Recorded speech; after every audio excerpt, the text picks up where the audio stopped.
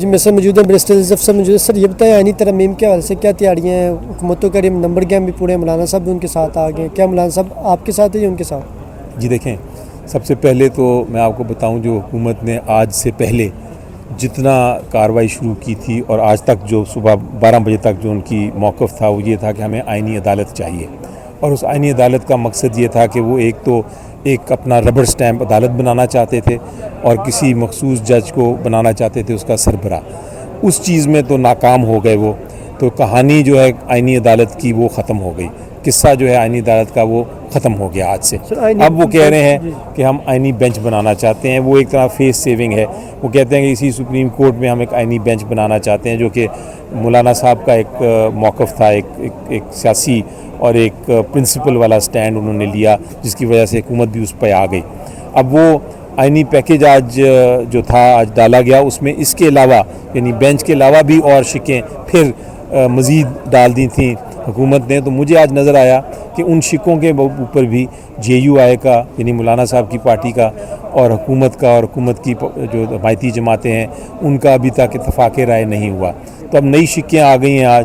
اس پہ بھی دیکھنا ہے کہ جے یو آئی کا کیا موقف ہوتا ہے. جہاں تک پی ٹی آئی کا سوال آپ نے پوچھا کہ پی ٹی آئی کا کیا موقف ہے اس پہ، ہمارا موقف یہ ہے، بڑا سمپل ہے کہ جب تک حکومت ایک فائنل ڈرافٹ ہمیں نہیں دکھائے گی ہم اس پہ ہوا میں بات کرنے کو تیار نہیں ہیں.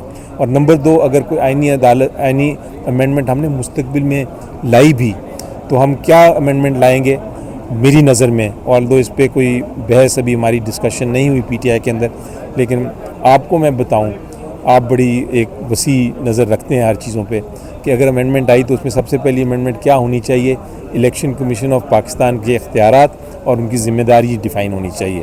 دوسری کیا ہونی چاہیے؟ الیکشن کو کس طرح صاف شفاف کیا جائے. تیسری کیا ہونی چاہیے؟ جو سپریم کورٹ آف پاکستان نے حکومت کے کہنے پہ 63A میں جو امینڈمنٹ کا جو ایک نئی تشریح کر دی واپس، اور کہا ہے کہ اب منی لانڈرنگ ہو سکتی ہے، ہارس ٹریڈنگ ہو سکتی ہے. اس سے ہارس ٹریڈنگ سے جو نظر آ رہا ہے آپ کو جس طرح کے ظلم ہو رہے ہیں اس کو کس طرح درست کیا جائے، یہ والی کانسٹیٹیوشنل امینڈمنٹ آئے گی.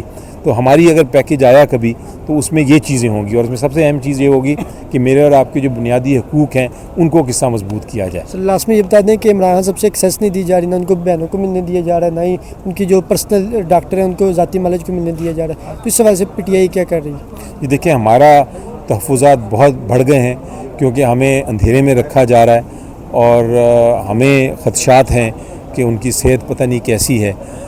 ہم نے عدالت سے رجوع کیا تھا اسلام آباد ہائی کورٹ سے. اسلام آباد ہائی کورٹ نے کہا تھا کہ آپ انتظار کر لیں، 18-19 کا وہ وقت آ گیا ہے. اب 18-19 کل 18 ہے، تو ہمیں اب اگر رسائی نہ دی گئی تو ہم پھر دوبارہ عدالت میں جائیں گے اور ہم عدالت سے اب حکم لیں گے. میں پہلے بھی عدالت گیا تھا، عدالت نے حکم فرمایا تھا، اجازت دی تھی، لیکن لاسٹ آرڈر میں عدالت نے کہا تھا کہ آپ 18-19 تک انتظار کریں. وہ وقت آ گیا ہے تو اب ملنے دینا انہیں پڑے گا. سر ترمیم اتنی جلدی کیوں کی ہے؟ 25 کو چیف صاحب جا رہے ہیں، اس وجہ سے جلد بازی حکومت کیوں کرو؟ کہہ رہے ہیں 20 سے پہلے ہم نے یہ ترمیم کرنی اور پاس کرنا، ہر صورت کرنی ہے اس ترمیم. جی بالکل یہی نظر آ رہا ہے.